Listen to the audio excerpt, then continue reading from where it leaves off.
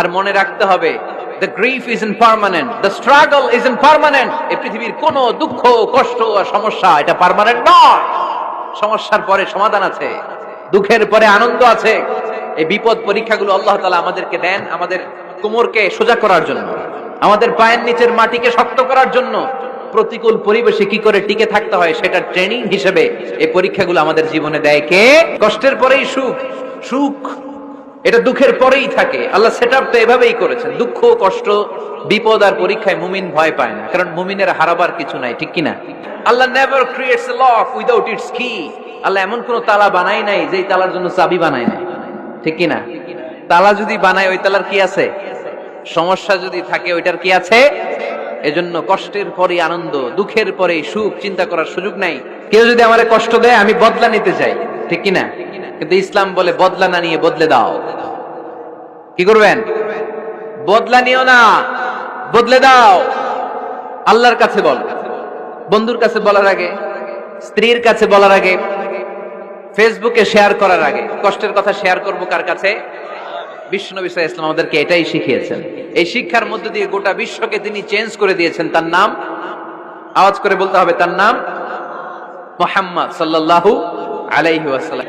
আমাদের জীবনে যদি বিপদ নেমে আসে আমরা কি চিন্তিত হই? কথা বলেন।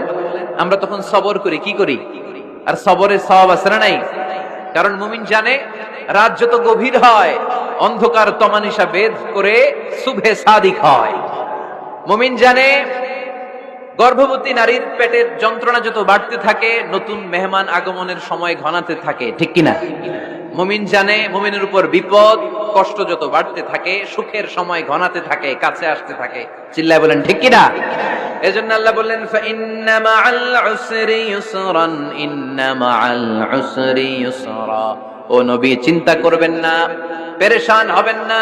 মাক্কি জীবনে আপনার দুঃখ কষ্ট, কিন্তু কিছুদিন পরে মাদানী জীবনে আপনার জীবনে সুখ নামিয়ে দিবে কে? আপনার জীবনে আনন্দের বন্যা বইয়ে দিবে কে? মোটিভেশনাল সূরা, পেইন রিলিভিং সূরা।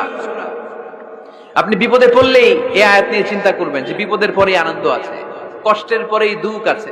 সমস্যা যেমনি আছে সমস্যার সমাধানও। কথা বলেন, সমস্যা যদি থাকে ওইটার সমাধান আছে না নাই? সবশেষ আল্লাহ গাইডলাইন দিলেন। প্রথম গাইডলাইন ফাইদা ফারাগতা ফানসাব ওয়া ইলা রাব্বিকা ফারগাব। ফাইদা ফারাগতা ফানসাব। হে নবী, যখন আপনি দাওয়াতি কাজ করে করে রাষ্ট্রীয় কাজ করে করে একটু ফুরসাত পাবেন, অবসর পাবেন, ফানসাব ফিল ইবাদা, আপনি একটু ইবাদতে মশগুল হয়ে যান, আপনি একটু দোয়ায় মশগুল হয়ে যান। ওয়া ইলা